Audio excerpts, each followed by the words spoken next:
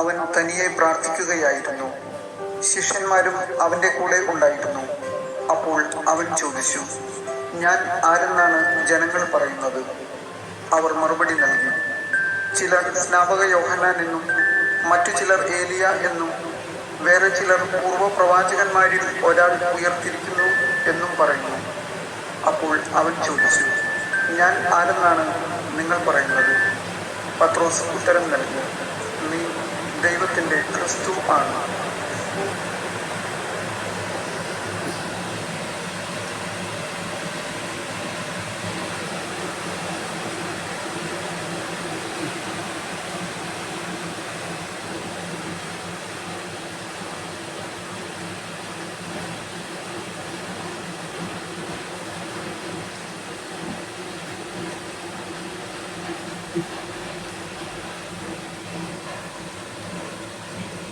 നല്ല ചിന്ത.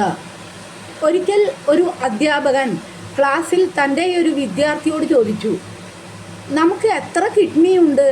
4. അവൻ മറുപടി പറഞ്ഞു. ക്ലാസ്സിൽ കൂട്ടച്ചിരി മുഴുങ്ങി. അവന് പക്ഷേ ഒരു ഭാവവ്യത്യാസവും ഉണ്ടായിരുന്നില്ല. കുട്ടികൾക്ക് പറ്റുന്ന ചെറിയ തെറ്റുകൾ പോലും പർവ്വതീകരിച്ച് കാണിച്ച് അതിൽ ആനന്ദം കണ്ടെത്തിയിരുന്ന ആ അധ്യാപകൻ അതൊരു നല്ല അവസരമായി കണ്ടുകൊണ്ട് മറ്റു കുട്ടികളോടായി പറഞ്ഞു, എല്ലാവരും കേട്ടോളൂ, 4 കിഡ്നിയാണ് പോലും. ആരെങ്കിലും പുറത്തു പോയി കുറച്ച് പുല്ല് പറിച്ചു കൊണ്ടുവരൂ. ഈ ഗ്ലാസ്സിൽ ഒരു കഴുതയുണ്ട്, അവന് തിന്നാനാണ്. ഉടനെ അവൻ പറഞ്ഞു, എനിക്കൊരു ചായയും. ഈ മറുപടി കേട്ടതും ക്ലാസ്സിൽ വീണ്ടും ഒരു കൂട്ടച്ചിരിയിൽ മുഴുകി. അധ്യാപകൻ അപമാനം കൊണ്ട് വിളറിപ്പോയി. കടക്കട പുറത്ത്.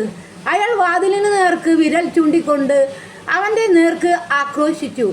പുറത്തേക്ക് നടക്കുന്നതിനിടെ തിരിഞ്ഞു നിന്നുകൊണ്ട് അവൻ പറഞ്ഞു, താങ്കൾ എന്നോട് ചോദിച്ചത് നമുക്ക് എത്ര കിഡ്നിയുണ്ടെന്നാണ്. അങ്ങനെയെങ്കിൽ ഞാൻ പറഞ്ഞു, ഉത്തരം ശരിയാണ്. നമുക്ക് 4 കിഡ്നിയുണ്ട്. എനിക്ക് 2ഉം താങ്കൾക്ക് 2ഉം. നമുക്ക് എന്നത് ദ്വന്ദ്ങ്ങളെ സൂചിപ്പിക്കുന്ന പദമാണ്. താങ്കൾ എനിക്കെത്രയെന്നോ താങ്കൾക്ക് എത്രയെന്നോ ചോദിച്ചിരുന്നുവെങ്കിൽ ഞാൻ 2 എന്ന് ഉത്തരം പറഞ്ഞേനെ. എൻ്റെ ഉത്തരം തെറ്റാണെങ്കിൽ സാറിൻ്റെ ചോദ്യവും തെറ്റാണ്. പുല്ല് കഴിച്ച് തീർന്നാൽ വെള്ളം കുടിക്കാൻ മറക്കണ്ട, ദഹനക്കേടുണ്ടാവും. ക്ലാസ്സിൽ വീണ്ടും കൂട്ടച്ചിരി. അധ്യാപകൻ ആകെ ഇളിമ്പ്യനായി നിന്നു. എപ്പോഴും മറ്റുള്ളവരെ പരിഹസിച്ചും കുറ്റപ്പെടുത്തിയും ആനന്ദിച്ചിരുന്ന അയാൾക്ക് ജീവിതത്തിൽ കിട്ടിയ ഏറ്റവും വലിയ അടിയായിരുന്നു അത്. പിന്നീട് അയാൾ ഒരു വിദ്യാർത്ഥിയുടെയും മുന്നിൽ ഈ രീതിയിൽ ആളാവാൻ മുതിർന്നിട്ടില്ല.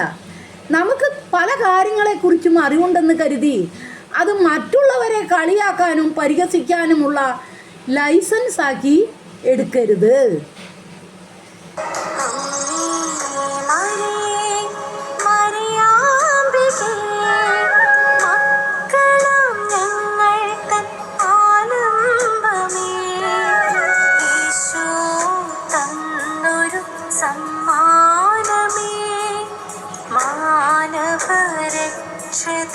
സഹരക്ഷകയേ അമ്മേ മരിയേ മരിയാമ്പികേ.